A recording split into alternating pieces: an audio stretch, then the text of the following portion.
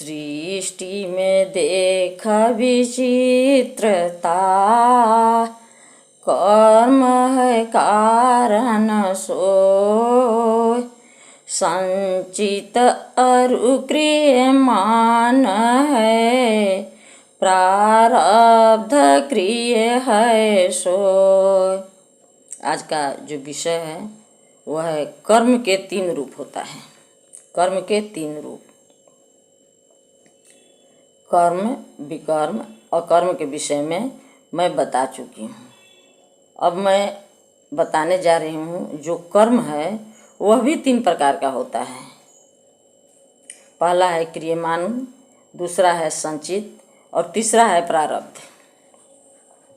वर्तमान देह में रहते हुए मन बुद्धि के द्वारा हर एक क्षण में जो कर्म हम सभी करते हैं वह क्रियमान कर्म कहलाता है।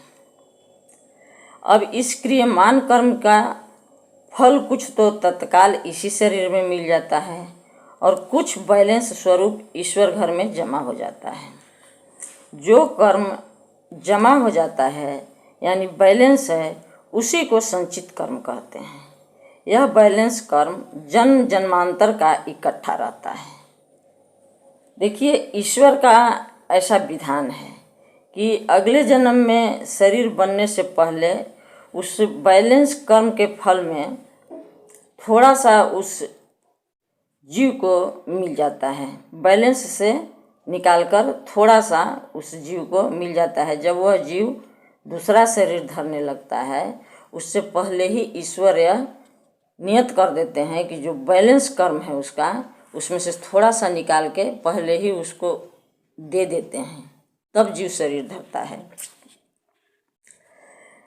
जीव को इसलिए मिल जाता है कि शरीर धरने के बाद जीव के भोगने के लिए उसी कर्म को उसे भोगना है। यहाँ आने के बाद तो उसी कर्म को प्रारब्ध कर्म कहते हैं। जो वहाँ से ईश्वर शरीर धरने से पहले उसको निकाल के दे दिए, उसी कर्म को प्रारब्ध कहते हैं, जो संचित में से निकाल के दिया जाता है। संसार में आए हैं तो सुख दुख तो मिलेगा, सबको भोगना है। प्रारब्ध से कौन भाग सकता है? न प्रारब्ध से कोई बच सकता है, इसलिए कि प्रारब्ध तो भोगने ही के लिए मिलता है। स्वामी जी क्या कहते हैं? प्रारब्ध पहले बना पीछे बना शरीर। प्रारब्ध जो है वो पहले बन जाता है और प्रारब्ध बनने के बाद तब जीव को शरीर मिलता है, तब शरीर बनता है। प्रारब्ध को हम नियंत्रित नहीं कर सकते हैं। हमारे जीवन की मूल्य घटनाओं में प्रारब्ध का विशेष हाथ है। इसके बाद भी मनुष्य के पास इतनी शक्ति है पुरुषार्थ की, ज्ञान की, प्रयत्न की, कि इतना प्रारब्ध होते हुए भी वह ईश्वर का मार्ग खोज लेता है। इतनी शक्ति तो ईश्वर ने दे दी है। संसार में आए हैं तो सुख दुख तो मिलेगा। इसी को देखिए साहब जी क्या कहते हैं? देह धरे के दंड है सब काहू को होय। देह धरे के दंड है सब काहू को होय।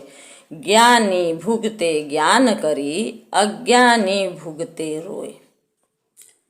संचित कर्म में से उतना ही कर्म प्रारब्ध के रूप में प्राप्त होते हैं जिनका इस शरीर और जीवन से भोग कर लेना होता है। प्रारब्ध कर्म के समाप्त होने पर ही जीवन समाप्त होता है। इसी को स्वामी जी स्वरवेद में बताए हैं। ब्रह्म विद्या चिन्हगी उड़ी, लगी करम घर आग। आस वासना जल गई, चेतन चेतन जाग। जो हमारा आपका संचित कर्म है या जो क्रियमान कर्म है, जो प्रतिदिन प्रतिक्षण शरीर में रहते हुए अभी हम लोग कर रहे हैं, वह ब्रह्म विद्या के जोगाग्नि से जलकर समाप्त हो जाता है और जीव आवागमन से परे हो जाता है। जो हम लोग साधन अभ्यास सेवा सत्संग करते हैं और अक्षर का प्रकाश पड़ता है, ब्रह्म विद्या का प्रकाश पड़ता है, तो संचित जो कर्म है, जो बैलेंस कर्म है, जिसमें से प्रारब्ध बनता है, और जो क्रियमान कर्म है, वो दोनों उस योगाग्नि से जल जाता है, खत्म हो जाता है। तो अब हमारे पास बचा क्या? केवल प्रारब्ध बचा। तो प्रारब्ध तो है ही, उसका नियम है परमात्मा का कि शरीर जब तक है तब तक वो रहेगा, उसको भोगने ही के लिए मिला है, भोगते जाइए, उसमें अदलाव बदलाव नहीं होना है। इसलिए ये दोनों कर्म का जलना ज़्यादा जरूरी है। इतना ही कहकर मैं अपनी वाणी को विराम देती हूँ। बोलिए सद्गुरुदेव भगवान की जय।